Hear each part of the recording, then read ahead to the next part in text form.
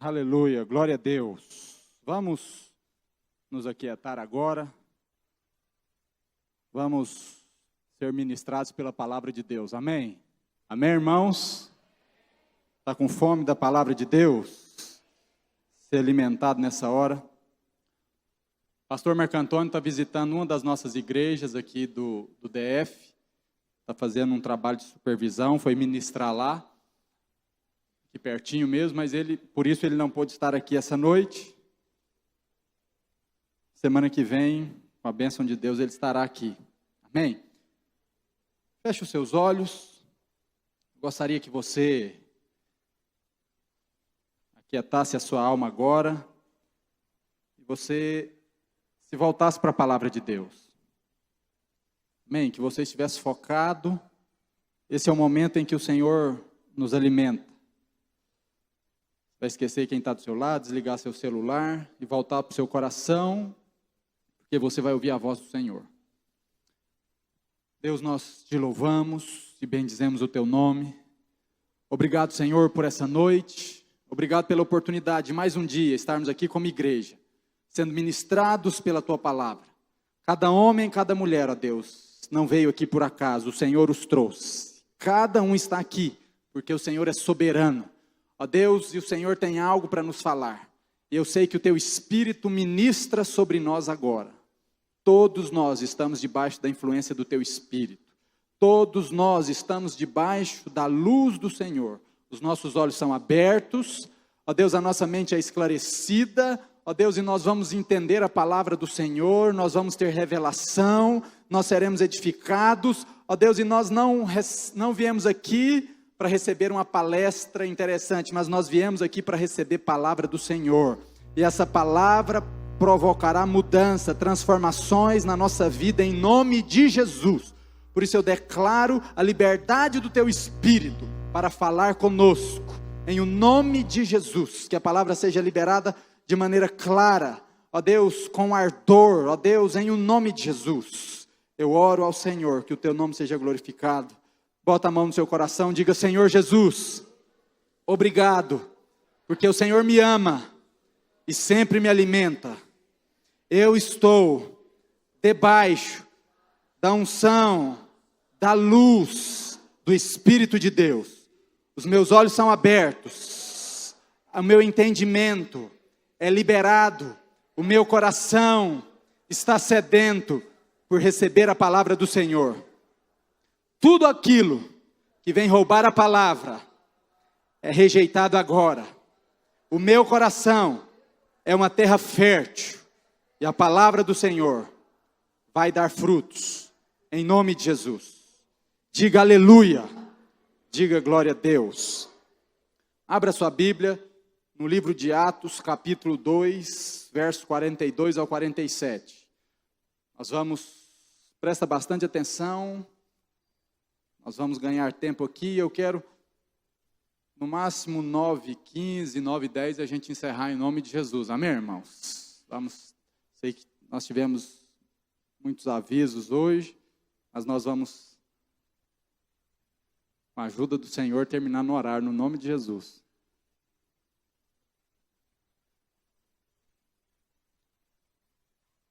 Irmãos, eu quero compartilhar com os irmãos um tema que tem a ver com o que o pastor Marco Antônio tem, nesse último mês, ministrado a nós. Lá em Jeremias capítulo 6, verso 16, não precisa de abrir. Diz o seguinte: assim diz o Senhor: ponde-vos à margem do caminho e vede, perguntai pelas veredas antigas. Diga, veredas antigas. Qual é o bom caminho? Andai por ele e achareis descanso para a vossa alma. Aleluia. Nesses dias nós estamos falando de princípios, nós estamos falando de verdades, que são veredas antigas. E a palavra antiga não é porque é antiquado, porque é ultrapassado. Antigo é porque é de longa data, porque é eterno, porque tem o seu valor e o seu significado há muito tempo. E uma dessas veredas antigas que eu quero compartilhar com os irmãos hoje é a vida da igreja. Aleluia. O título dessa mensagem é A Vida da Igreja. Você que está anotando no seu celular, no seu caderninho de anotações, anote: a vida da igreja. eu quero compartilhar com os irmãos as características, as marcas de uma igreja viva, de uma igreja prevalecente. Certamente é um assunto que nós já ouvimos. E olha para cá, irmãos. Algo que eu tenho aprendido nesses dias, eu acho que eu comentei aqui no domingo passado. Quando se trata da palavra de Deus, os irmãos estão comigo, amém? Nós temos que ouvir com ouvidos virgens. Há um mês, mais ou menos, eu ouvi isso e o Senhor começou a falar no meu coração. O que é ouvir a palavra do Senhor com ouvidos virgens? Às vezes, algumas coisas a gente ouve tantas vezes na vida da igreja que aquilo se torna um jargão, se torna algo automático. E muitas das coisas que a gente aprendeu, a gente já escutou, que a gente já aprendeu, lá na frente a gente vai se deparar com esse ensino de novo. Mas é importante que aquilo nunca perca o frescor. Então, Atos 2:42, a vida da igreja, você certamente ouviu mais de uma ministração sobre isso. Mas que o Senhor possa trazer o frescor e a luz sobre nós, da importância da vida de igreja. Isso faz parte desse pacote que nós estamos ouvindo nesses dias, sabe, de veredas antigas. E tem um caminho bom que o Senhor tem para nós, que é ser igreja. Posso ouvir um amém dos irmãos? Eu sei que o centro da nossa mensagem é a beleza da pessoa de Jesus e da obra de Cristo. Nós devemos olhar para a cruz, devemos olhar para Jesus e contemplar a grandiosidade, a beleza, mas só poderemos ver Jesus na sua plenitude, me ouça, se nós enxergarmos a igreja. Não há, irmãos, a possibilidade de uma pessoa dizer que ele teve revelação de Jesus, os seus olhos foram abertos, ele viu Jesus, mas ele não viu a igreja. Olha para cá, está atrelado às duas coisas. O Novo Testamento está repleto de passagens que diz que a igreja é o corpo de Cristo. Então, se eu amo a Cristo, se eu desejo a Cristo, se eu quero ver a Cristo, não há como eu ver, contemplar, admirar, conhecer e me relacionar apenas com a cabeça. Eu preciso conhecer Jesus como um todo. E se eu quero conhecer Jesus na sua totalidade, os meus olhos precisam ser abertos para a igreja. Você pode dizer amém? Sabe, irmãos, e não há como de uma pessoa ser totalmente devota a Jesus e ela não ser devota à igreja. Então, se você tem, qual que na verdade é o maior medidor do seu compromisso com Deus? O medidor do nosso compromisso com Deus é a intensidade, é a forma pela qual nós temos compromisso com a igreja local. Se eu amo Jesus, eu amo o seu corpo, eu amo a sua igreja. E olha, irmãos, você reconhece o valor de algo, me ouça, pelo nível de resistência e oposição que aquilo enfrenta. Porque o diabo sabe, se aquilo é importante, ele vai investir contra aquilo. Então, se você quer saber se algo na vida cristã, se algo na vida, no reino de Deus é importante, quanto mais críticas, oposições e perseguição aquilo enfrenta, é porque é muito importante. Um exemplo diz, já viu tanto que dízimo é combatido, é criticado, é mal interpretado? Sim ou não? Por quê? Porque é importante para o reino de Deus. E o diabo sabe que se ele colocar um sofisma, um engano na cabeça das pessoas, ele vai conseguir bloquear isso. Falar em línguas, já viu o quanto que às vezes até irmãos cristãos, de outras denominações criticam falar em línguas? Por quê? Porque o mundo espiritual sabe que isso é importante. Então existe oposição, existe má interpretação, existe crítica. Então se algo é muito importante no reino de Deus, começa a perceber, existe grande oposição em relação àquilo. E uma dessas coisas é a igreja. O quanto a igreja é combatida, tanto pelo lado de fora, aqueles que estão lá fora, quanto aqueles que estão dentro. O mundo não atribui valor à igreja. O mundo critica a igreja. Eu não preciso de dar exemplos, você sabe disso no dia a dia. Pessoas falam que igreja é lugar de pastor bandido, igreja é lugar de gente alucinado, lugar de gente lunática. Existe oposição e crítica para a igreja. Por quê? Porque o diabo sabe, ouça, que a única esperança para esse mundo caído, irmãos, a luz desse mundo caído se chama igreja, e você faz parte disso. Amém? Por isso o diabo tenta de todas as formas macular, manchar a imagem que as pessoas têm da igreja. Eles têm uma imagem ruim, mas mal eles sabem que a igreja está no centro do propósito de Deus.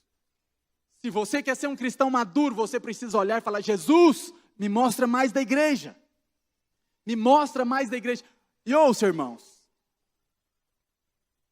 o valor que o Senhor e que Jesus dá para a igreja, você deveria dar o mesmo valor. Jesus não morreu na cruz do Calvário apenas para te livrar do inferno e perdoar os seus pecados. Você sabia que Jesus morreu na igreja, Jesus morreu na cruz também pela igreja? Olha o que Tito capítulo 2, verso 14 diz: o qual a si mesmo se deu por nós, a fim de remir-nos de toda iniquidade. Então Jesus se deu por nós, amém? Para quê? Para nos remir de toda iniquidade. E olha a segunda parte de Tito capítulo 2, verso 14. E purificar para si um povo exclusivamente seu. Uau, presta atenção. Esse versículo está dizendo que Jesus morreu na cruz do Calvário para nos remir, nos resgatar do pecado, mas também para separar um povo exclusivamente seu. Quando Jesus morreu na cruz do Calvário, Ele morreu pela igreja. Ele desejou uma família, Ele desejou uma casa.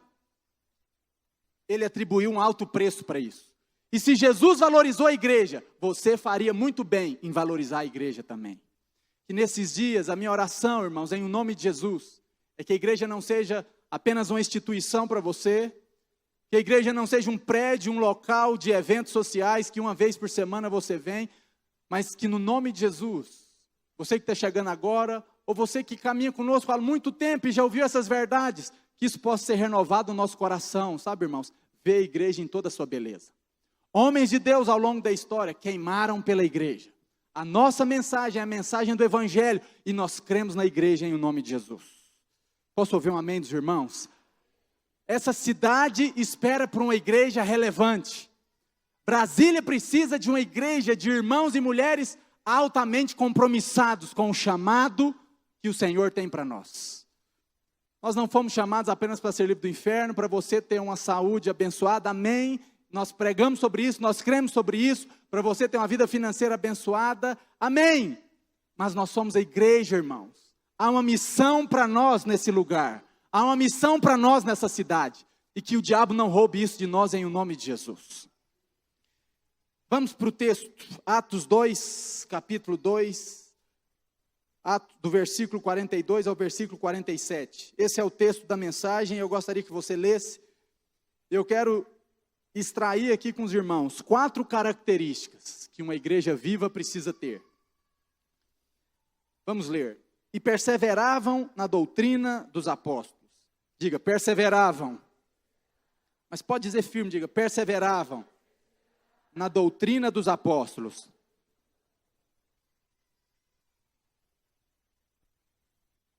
E na comunhão, diga comunhão. E no partir do pão e nas orações, diga oração. Em cada alma havia temor e muitos prodígios e sinais eram feitos por intermédio dos apóstolos. Todos os que creram estavam juntos e tinham tudo em comum. Vendiam suas propriedades e bens, distribuindo o produto entre todos, à medida que alguém tinha necessidade. Diariamente perseveravam unânimes no templo, partiam pão de casa em casa e tomavam as suas refeições com alegria e singeleza de coração. Verso 47. Louvando a Deus e contando com a simpatia de todo o povo. E presta atenção no final desse versículo. Enquanto isso, acrescentava-lhes o Senhor, dia a dia, os que iam sendo salvos. Aleluia. Glória a Deus. Eu creio que esse talvez é um dos textos que nós, como igreja em célula, como videira, no cursão de CTL, a gente já leu bastante sobre ele, amém, irmãos? Só que o Senhor vai lançar luz sobre nós nessa noite. Eu queria desse texto trazer 4 características de uma igreja viva, relevante, e você faz parte disso. Amém? A primeira característica, irmãos, é que essa igreja, olha só, como que Lucas, deixa eu só te explicar o contexto. Deixa eu ler com vocês um versículo imediatamente antes do que a gente leu. A gente começou a ler a partir do 42. Vê o que está escrito no versículo 41. Então os que lhe aceitaram a palavra foram batizados, havendo um acréscimo naquele dia de quase 3.000 pessoas. Uau!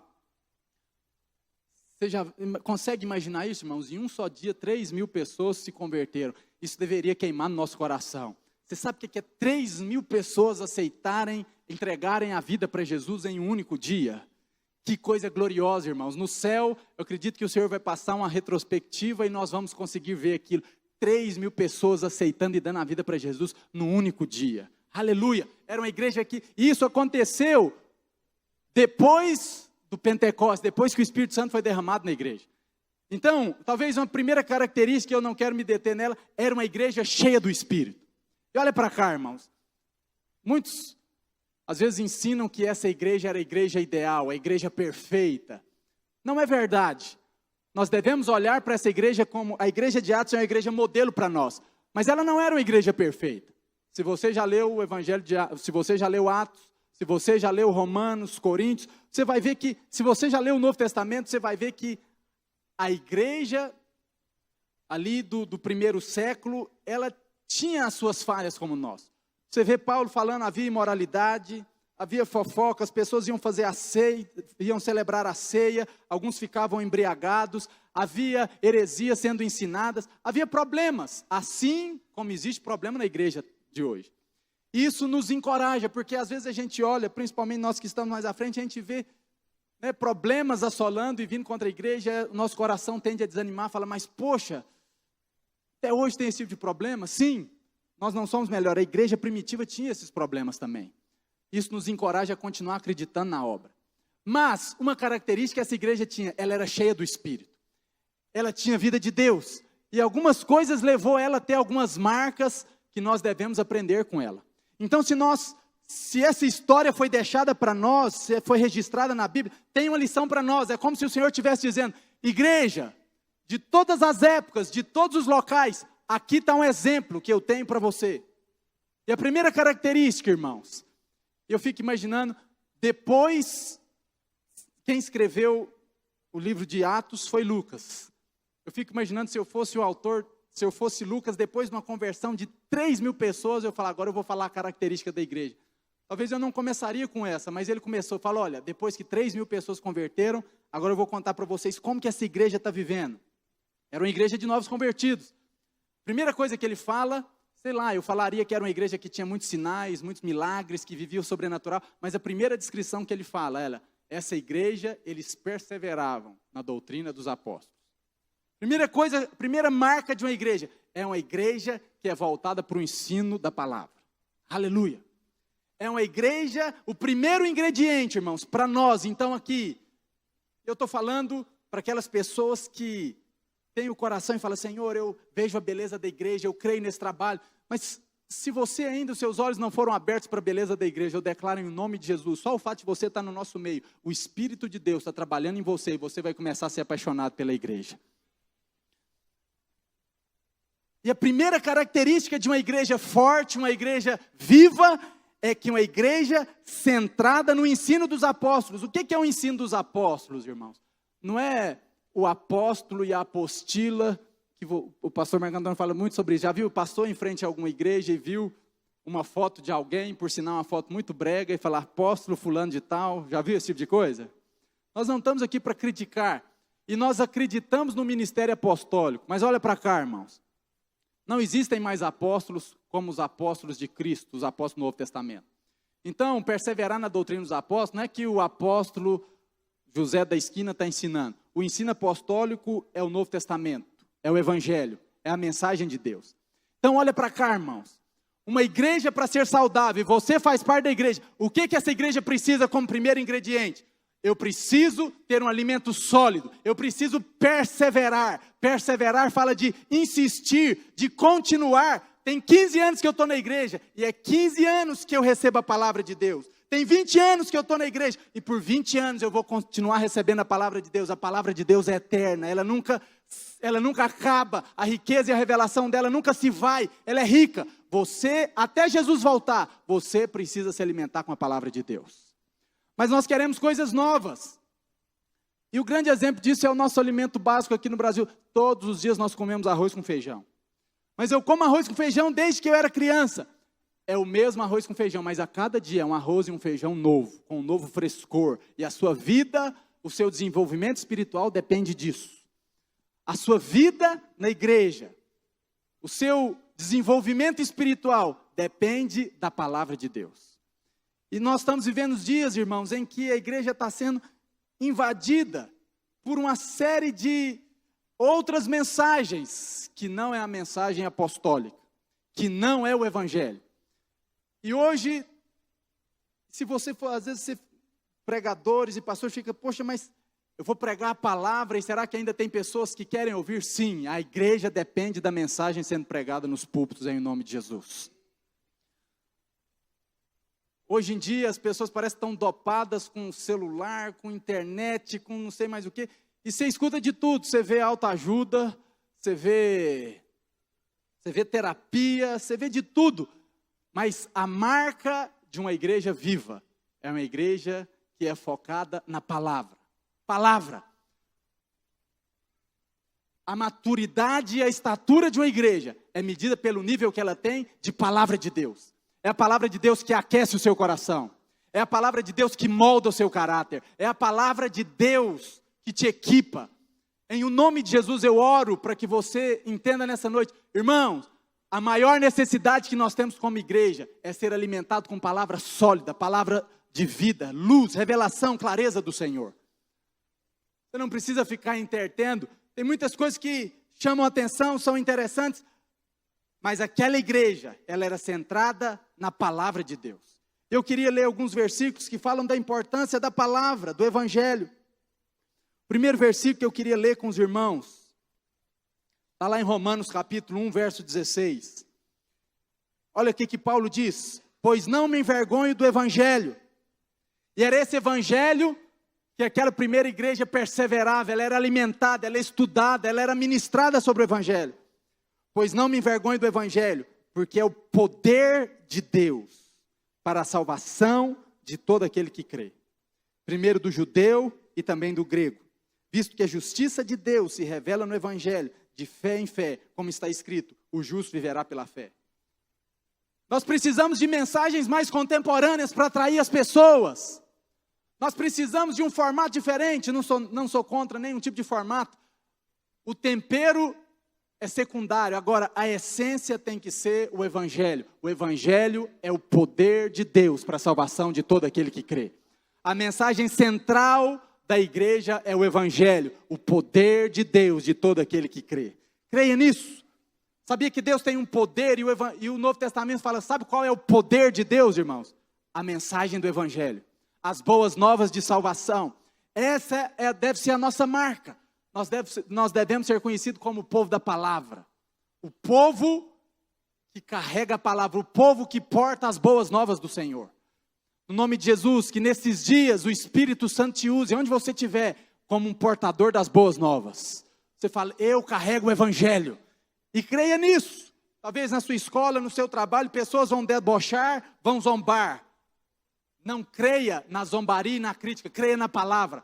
A palavra de Deus é digna de confiança, mais do que a crítica e a opinião dos seus colegas. Seus colegas passarão, a palavra do Senhor está aí há milhares de anos e vai continuar. E essa palavra diz, o evangelho é o poder de Deus para a salvação de todo aquele que crê.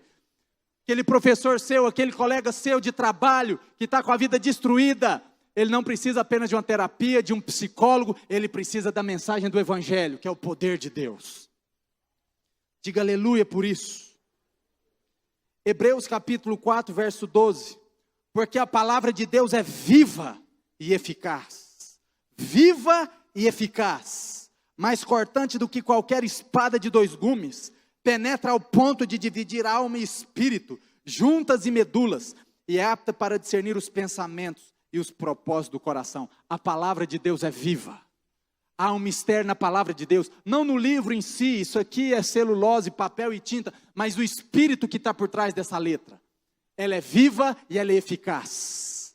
E ela tem o poder, irmãos, de influenciar gerações. Os mais incrédulos, os ateus, eles podem se levantar, mas há 2000 anos, irmãos, a palavra do Senhor é proclamada. Há 2000 anos essa é uma mensagem viva. Como que pode, irmãos, num livro tão antigo, e ele ter tanta credibilidade, e ele ser tão prático, ter tanta aplicação assim no dia a dia? Pega qualquer livro de medicina, de engenharia, de direito de 30 anos atrás, está totalmente desatualizado. A Bíblia, você pega o Novo Testamento, 2000 anos, e é um livro totalmente atual, contemporâneo. Influencia mente e corações até hoje. Esses dias eu vi um Zé Ruela, de um cara que diz que é teólogo aqui, criticando a infalibilidade da Bíblia. Não sei se alguns viram, um cara falando, a Bíblia, ela é infalível porque ela foi escrita por homens. Ela é falível porque ela é escrita por homens. Até onde eu sei, só homens escrevem, né? Porque senão Deus podia usar animais. É óbvio que homens iriam escrever a palavra. Homens santos da parte de Deus foram inspirados para escrever a palavra. Então não dê crédito para esses tolos que dizem a palavra não é digna de confiança. Ela é inerrante, ela é totalmente digna de confiança e ela é o próprio Senhor Jesus, no nome de Jesus. Irmãos, tira a palavra da igreja, não sobra nada. Nós precisamos da palavra, no nome de Jesus. Há um outro versículo. Paulo estava dando uma orientação para o seu jovem discípulo chamado Timóteo. Lá em 2 Timóteo, saiu errado aí no slide, mas é 2 Timóteo capítulo 4, verso 2. Olha o que está escrito, Paulo dizendo para ele, prega a palavra. Insta, quer seja oportuno, quer não, corrige, repreende, exorta com toda longanimidade e doutrina.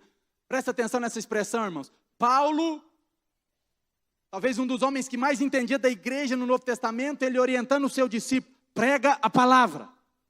Prega a palavra, prega a palavra, prega a palavra. Não pregue sobre a palavra, não pregue sobre autoajuda, não pregue outra. Pregue a palavra do Senhor, porque é ela que tem poder para edificar a igreja, ela que tem poder para salvar o perdido, ela que tem poder para moldar o seu caráter.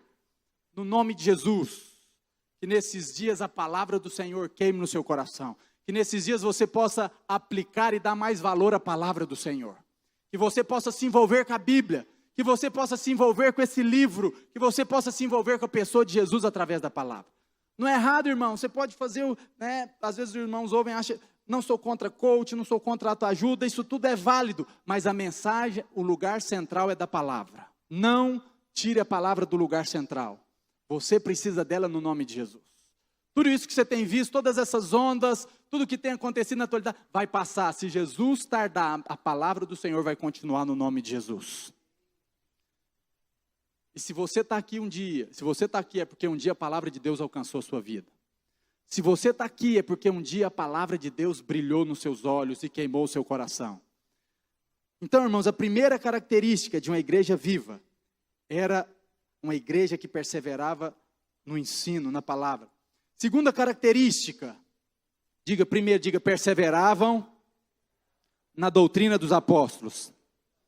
Segundo, no versículo 42 ainda, perseveravam na doutrina dos apóstolos e na comunhão. Diga, comunhão.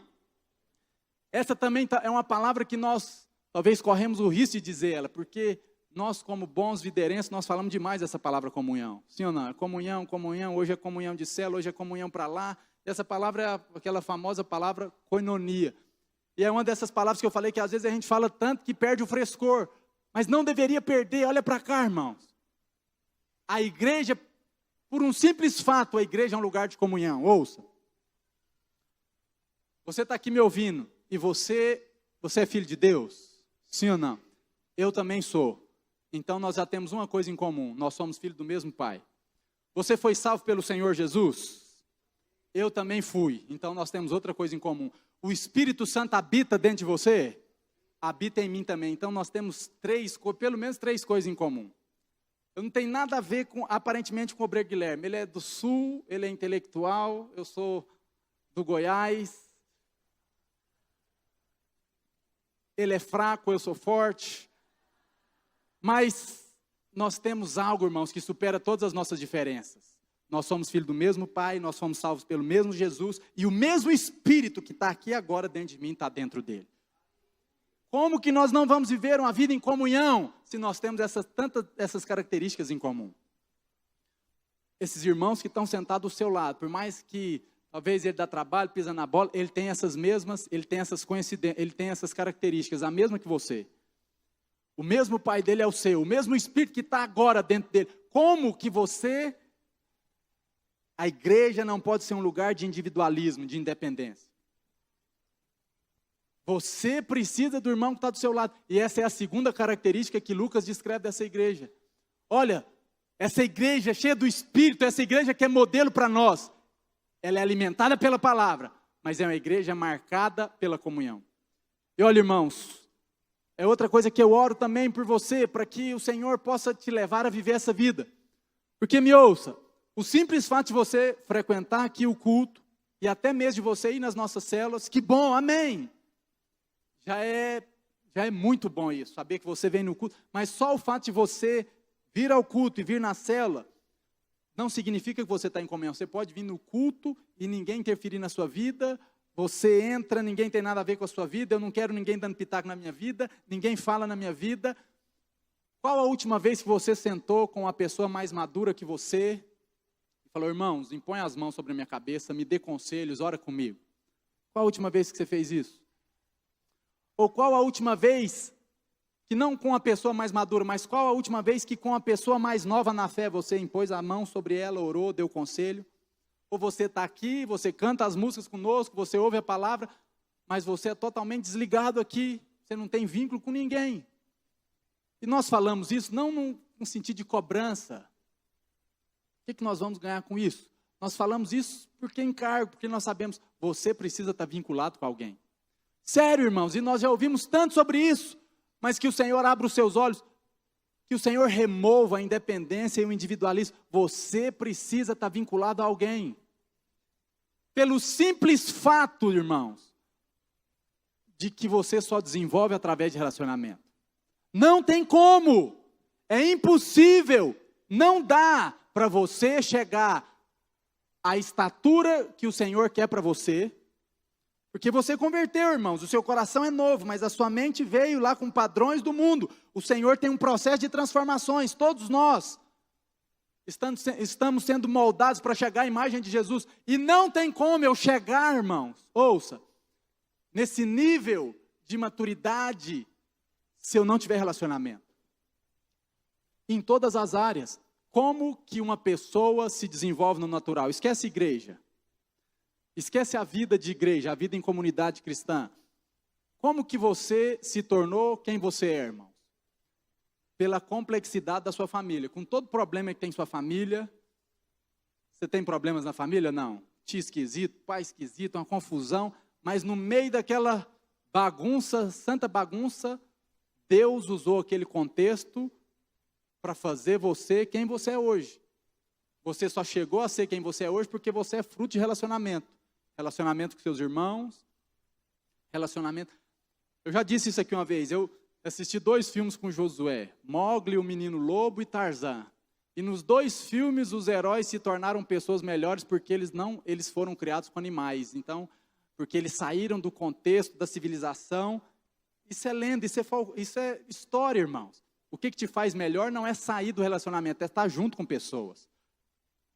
Seu pai te fez uma pessoa melhor, a sua mãe te fez uma pessoa melhor, os seus irmãos, o ambiente, o contexto. Agora, traz isso para a igreja. É a mesma forma. Você só vai ser moldado se você se relacionar na igreja. Com pastores, com líderes, com irmãos, com pessoas mais novas na fé, que às vezes dá trabalho. Você precisa se relacionar. Não negligencie isso, irmão. Às vezes você está me ouvindo e o diabo usa muito, às vezes, decepções e frustrações no passado para você se fechar. Certamente você conhece, porque, irmãos, igreja, isso é que eu acho a beleza, a igreja tem as falhas e o Senhor não desiste dela. E porque você talvez no passado se deparou com a falha de alguém, e aonde tem pessoas vai ter falhas, e você ficou ressentido num contexto de igreja, e você se fechou. Ninguém mais fala na sua vida, você não se abre para ninguém, você vem, você está aqui, mas é sempre com um passo atrás. Você está desvinculado. No nome de Jesus, corra o risco. Israel, mas eu tenho risco? Sim. Relacionamento sempre vai ter risco, irmão. Jesus sabia disso. Jesus decidiu se relacionar com os 12 discípulos. Traíram ele, Judas roubava ele, e foi o que, na verdade, negaram ele. Judas, além de roubar, traiu. Jesus correu o risco dos relacionamentos. Então, vai ter riscos, mas às vezes pessoas não querem correr esse risco, então elas se fecham, elas se isolam, e estão aqui na vida de igreja, participam do culto, vão nas células, mas ninguém fala na sua vida, ninguém ministra, ninguém pode te confrontar, ninguém pode te aconselhar, você também não ajuda a cuidar dos novos convertidos. Deixa eu dizer com amor, irmãos, isso é uma vereda antiga, o seu crescimento e o projeto, os sonhos, os planos que Deus tem para você, pode ser seriamente comprometidos, se você se fechar para a vida de igreja. Ah, mas eu estou aqui, as pessoas que estão ao meu lado, elas não são qualificadas o suficiente para eu me abrir, eu esperava pessoas mais maduras. Deus te colocou no lugar, no exato lugar onde você está, você precisa dessas pessoas aí do seu lado. Só que às vezes você ficava esperando supercrentes, não vai ter supercrentes, irmãos. Vai ter o Paulo do seu lado, vai ter eu, vai ter você do meu, todos nós aqui, e o Senhor nos usando, amém? Para edificar uns aos outros. Você precisa do irmão que está do seu lado, você precisa da igreja. Vira para o seu irmão e fala assim, eu preciso de você, irmão.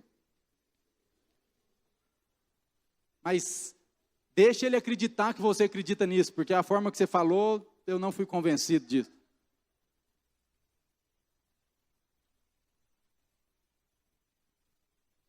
Terceiro, irmãos, primeira marca, diga, eles perseveravam na doutrina dos apóstolos. Diga, perseveravam na comunhão. E diga, eles perseveravam na oração e no louvor. Diga, oração e louvor. Olha o que diz o versículo 42. E perseveravam na doutrina dos apóstolos, na comunhão e no partir do pão e nas orações. Pula lá para o verso 47. Louvando a Deus. Pode parecer algo óbvio. Não, mas toda igreja tem oração e tem louvor. Sim. Mas não é na liturgia do culto aqui que eu estou dizendo. Não é no momento do culto. Nós abrimos. Você nunca vai vir num culto, numa reunião, e não vai ter oração e não vai ter louvor. Vai ter. Mas eu estou dizendo, a nossa vida como igreja tem que ser encharcada de oração e tem que ser encharcada de louvor. Lá na sua casa, você deve se envolver com o Senhor com oração, com louvor. Não espere para louvar o Senhor no culto domingo à noite e na quarta-feira à noite. Não, a sua vida deve ser uma vida de oração e de louvor. Sabe, irmãos, eu acho, é uma outra coisa que o diabo sabe o quanto isso é difícil, o quanto isso é importante, por isso ele resiste. Oração para mim é um mistério, irmãos. Há momentos em que você vai orar e flui. Você se deleiteia na presença do Senhor, a unção vem, o céu vem. Já teve esses momentos abençoados? Perdeu o horário orando? Sim ou não? Quantos já se envolveram com Jesus num momento gostoso assim de oração? Mas aí no outro dia eu vou orar, a minha mente está cansada, eu não sei o que orar, parece que não flui nada, e aí eu me sinto distante de Deus, e aí o diabo vem e fala, está em pecado, e parece que a oração não flui. Por que parece que um dia é tão prazeroso e outro dia só pode ser o diabo um negócio desse, irmãos? Porque ele sabe, ele vai tentar bloquear, ele vai tentar te impedir. Ouça, talvez a coisa mais importante da sua vida é a oração, e você sabe disso, e meu Deus, depois de 10 anos você está na igreja, eu subi no púlpito para dizer isso, a oração é importante, você já está caindo nos dentes de ouvir isso, mas irmãos, você precisa orar, e olha para cá, Israel, isso é dito nas igrejas, eu sei disso desde o primeiro dia que eu converti, mas por que nós somos tão fracos na vida de oração? Por que nós não somos perseverantes na vida de oração? Por que nós aceitamos negligenciar a oração? Eu fico imaginando, talvez um irmão, ele por um aperto financeiro, um momento ou outro, eu estava pensando nisso, um irmão que teve que cancelar a TV por assinatura, ficou mal por um mês, fiquei sem... A vida dele foi muito abalada porque ele parou de assistir os programas que ele queria. Mas às vezes por um momento ou outro, num determinado mês, ele não conseguiu ter uma vida de oração, ele não orou como deveria, e parece que a vida dele foi mais afetada porque ele não tem uma TV por assinatura do que a falta de oração. A oração não se tornou mais necessário para nós. Os irmãos conseguem me entender? Às vezes coisa secular que falta, me faz tanta falta que eu sofro por causa daquilo. Mas se por uma indisciplina minha eu passo 15 dias, a minha oração foi medonha, a minha oração foi... Papai do céu me abençoe, no nome de Jesus, amém. eu não tive um momento a sós com o Senhor e aquilo não causou impacto na minha vida. Certamente está causando, mas você deixou de perceber que aquilo é vital para você. Você precisa orar, irmãos. E o grande exemplo disso é, às vezes, junto com os adultos aqui, com os obreiros, a gente chama os irmãos, vamos fazer uma reunião de oração, sexta-feira à noite. Irmãos, eu procuro ser uma pessoa muito coerente, o cara está trabalhando, fique em paz. Mas eu sei que muitas pessoas não vêm orar porque preferem o conforto da sua cama e assistir televisão do que orar, porque não dá valor. Eu sei que não é assim com jovens, mas jovens, com os adultos é um pouco assim, sabia? Você chama o cara para orar, sexta-feira à noite, não pode, o menino está doente, não sei o quê. Com todo amor, carinho e encargo, irmãos. Com amor. Eu decidi nunca subir no púlpito para bater e descer a chibata e falar, não, para te chamar, para te abençoar, mas desculpas, desculpas e desculpas. As pessoas não valorizam a oração. Mas que o Senhor desperte em você nesses dias a importância da oração. Você precisa orar. A sua vida cristã depende da oração. Os projetos que Deus tem para você dependem da oração. O projeto e o chamado de Deus para a sua vida depende da oração. Aquilo onde o Senhor quer que você, o lugar onde o Senhor quer que você chegue depende da oração. Você precisa orar. E deixa eu dizer algo, irmãos. Quanto mais você ora, mais você está vinculado aos irmãos. Não tem essa, irmãos. Eu sempre suspeito de pessoas que são muito espirituosas. Ele ouve muito de Deus. Ele tem uma vida muito intensa com Deus, mas ele é uma pessoa isolada. Não dá certo, irmão. Se você quer ver uma pessoa que está se envolvendo com o Senhor, quanto mais você se aproxima do Senhor, mais você se aproxima do irmão. Eu sei que nosso horário está avançado e eu prometi que ia terminar, mas é porque teve muito aviso hoje, mas 5 minutos eu termino. Antes de encerrar, eu queria dar uma ilustração para os irmãos aqui sobre isso. Queria a ajuda de 6 irmãos corajosos aqui em cima para subir aqui no púlpito. Um de cada vez para não cair na escada aqui. 6 homens corajosos. 1, 2, 3, 4, 5, 6. Glória a Deus. Homens de prontidão. Tudo. Tira. Quem aqui é o mais espiritual? Quem aqui tem cara de Jesus aqui? Vou pegar o irmão, tem cara de... Com toda reverência e respeito, o irmão vai... Presta atenção. Diga, o centro da minha vida é Jesus. Mas diga em fé, diga, o centro da minha vida é Jesus. Então esse irmão, ele vai representar o Senhor Jesus. E eu e você, e os demais irmãos aqui, nós vamos representar a igreja. Eu queria que você desse as mãos e ficasse bem longe desse irmão. Bem longe, faz um círculo ao redor dele.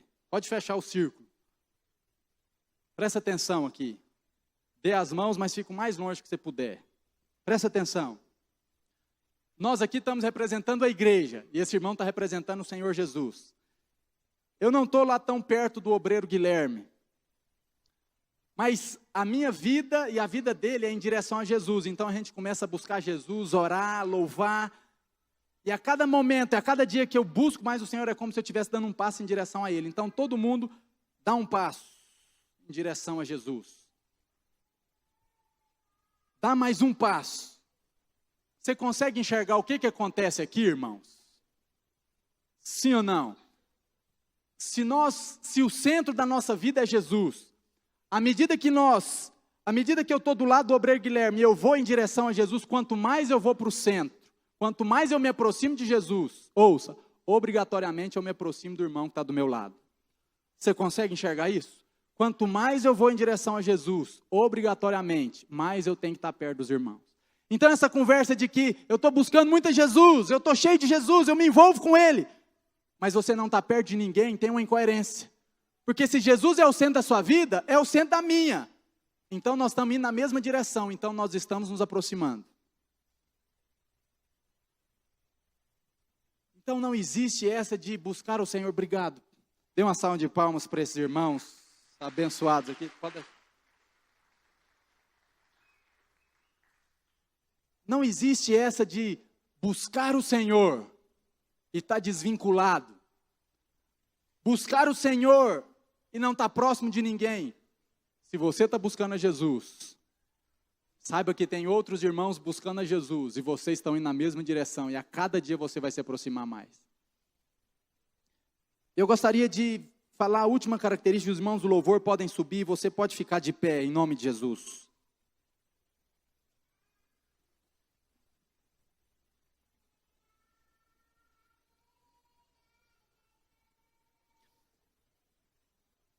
A última marca, diga, repita comigo, diga, perseverava na doutrina dos apóstolos. Não distraia não, é só para levantar, nós já vamos encerrar. Diga, perseveravam na doutrina dos apóstolos, comunhão, oração e louvor, e diga, evangelismo. Presta bastante atenção e nós vamos encerrar com isso. Os irmãos estão comigo ainda, em nome de Jesus? Se você olhar só para os primeiros versículos que nós lemos, olha, é uma igreja forte na palavra, é uma igreja vinculada uns com os outros, e é uma igreja que ora. Mas se você pegar apenas esse versículo, irmãos, há um desequilíbrio aqui. Porque essa é uma igreja, aparentemente, se uma igreja tiver essas 3 características, são boas características, sim ou não? Mas está desequilibrado. Por quê? Porque nós estamos centrados só em nós mesmos. Nós estamos trancados dentro de 4 paredes. Aqui nós temos um nível de palavra muito bom. Aqui nós todo mundo somos irmãos, amigos. Nós oramos muito. Mas passa um ano para uma pessoa se converter no nosso meio. E quando uma pessoa se converte, não é a nossa, graças a Deus, não é a nossa característica. Eu estou dizendo, algumas igrejas... E depois de 1, 2 anos uma pessoa converte, eles falam, uau, aconteceu algo extraordinário, uma pessoa se converteu. Amém. Mas essa igreja, irmãos, salvação não era algo esporádico, algo que acontecia uma vez lá, fazia parte da cultura da igreja. E eu louvo a Deus por irmãos e porque nós somos, a Videira de Taguatinga, nós somos uma comunidade preciosa, irmãos. O Senhor me trouxe para cá há 10 anos e eu me sinto bem aqui, o Senhor me formou aqui, pessoas... Glória a Deus, e pessoas foram salvas, mas ouça, há mais para ser salvo no nosso meio, em nome de Jesus. Pessoas precisam ser salvas. E ouça, o diabo às vezes nos distrai tanto, irmãos. Distrai você com um problema no seu casamento, distrai você com problemas financeiros, distrai com coisas legítimas que você tem que fazer, e Deus quer te abençoar, mas ouça, ei, psiu. Qual a última vez que você orou e você suspirou pela conversão de uma pessoa, irmão? Irmãos, porque pode ter tudo, você pode, amém, nós vamos continuar proclamando isso, o Senhor quer abençoar cada área da sua vida, irmãos, mas não faz sentido se tiver tudo isso, e se nós não estivermos sendo usados, irmãos, para arrancar pessoas do inferno, em nome de Jesus. Qual a última vez que você se preocupou, e qual a última vez que você viu um novo convertido na sua célula? E olha aqui, louvando a Deus e contando com a simpatia de todo o povo, enquanto isso, acrescentava-lhes o Senhor, dia a dia. Talvez a sua tradução está diariamente, ou seja, irmãos, se você for levar isso aqui ao pé da letra, dia a dia pessoas iam sendo salvas. Significa que pelo menos uma pessoa por dia era salva, sim ou não? 365 novos convertidos por ano, pelo menos 300 pessoas eram para ter se convertido por ano. Eu sei que isso é o ideal, mas isso deveria nos inspirar e nos confrontar, falando, nós podemos ver mais convertidos no nosso meio, no nome de Jesus. E outra coisa, está falando, enquanto isso, acrescentava-lhes o Senhor, o próprio Jesus estava envolvido nisso, Jesus queria acrescentar pessoas, e é sobre essas 4 características que eu queria orar com você nessa noite. Que você tenha luz, que você foi inserido, o Senhor te colocou nessa igreja, e você vai ser alimentado com uma palavra sólida e forte.